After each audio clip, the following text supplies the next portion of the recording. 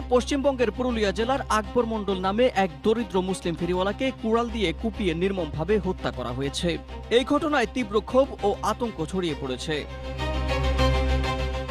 নিহতের পরিবারের পক্ষ থেকে অভিযোগ করা হয়েছে, সম্প্রতি এই এলাকায় তীব্র মুসলিম বিদ্বেষ ও ভীতিমূলক পরিবেশ তৈরি করা হয়েছে। মুখে দাড়ি থাকার কারণে প্রায়শই মুসলিম ফেরিওয়ালাদের জোরপূর্বক জয় শ্রীরাম স্লোগান দিতে বাধ্য করা হয়।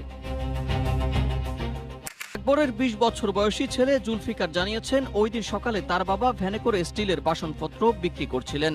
তিনি সুপারডিহি গ্রামে যাওয়ার পর হঠাৎ করে তাকে টেনে হিঁচড়ে একটি বাড়িতে নিয়ে যাওয়া হয়।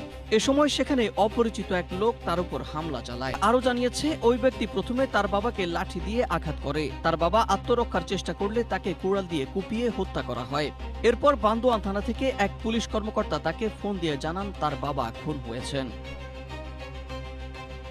অসহায় মজলুম মুসলমানদের উপর যারা জুলুম নির্যাতন করতেছেন তাদের ধ্বংস অনিবার্য। আল্লাহ রাব্বুল আলামিন বলেছেন, ইন্নাল্লাহ লা ইউহিব্বুজ জালিমিন, নিশ্চয় আল্লাহ তাআলা জালিমদের ভালোবাসেন না।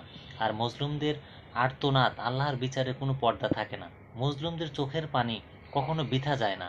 জালিম হয়তো কিছুদিন পার পাবে, কিন্তু শেষ বিচারে আল্লাহর কাছে রক্ষা